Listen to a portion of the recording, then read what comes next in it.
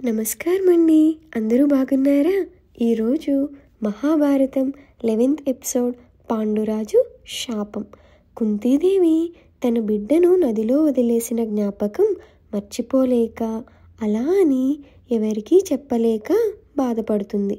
తను అలా బిడ్డను నదిలో వదిలేసిందని అపరాధ భావాన్ని మోస్తుంది కుంతీదేవి. అయినప్పటికీ రాజకుమార్తె అవడం వల్ల కుంతీదేవి స్వయంవరానికి ఒప్పుకుంటుంది. కుంతీభోజ సభ యువరాజులతో నిండిపోతుంది. ప్రతి ఒక్కరూ ఎంతో ప్రకాశవంతమైన కుంతీని పెళ్లి చేసుకోవడానికి ఉత్సాహంగా ఉన్నారు. కానీ కుంతీదేవి హస్తినాపుర మహారాజైన పాండురాజుని వరిస్తుంది.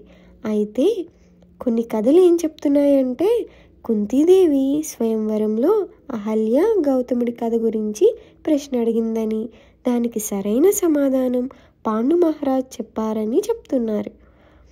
అందుకే కుంతీదేవి పాండు మహారాజ్ని స్వయంవరంలో ఎంచుకుందని చెప్తున్నాయి. కుంతీదేవి పాండురాజు వివాహం ఎంతో ఘనంగా జరిగింది.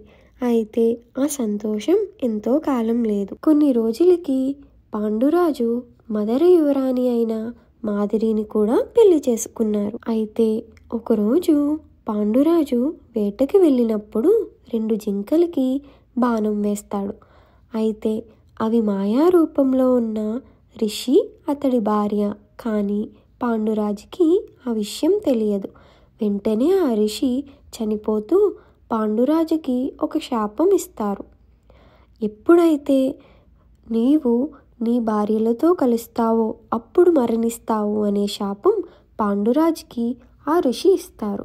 పాండురాజు గుండె ముక్కలవుతుంది. పాండురాజు రాజ్యాన్ని భీష్ముడికి, విదురుడికి అప్పగించి తన భార్యలతో కలిసి అడవులకి వెళ్ళి బ్రహ్మచర్యం ఆచరిస్తూ ఉంటాడు.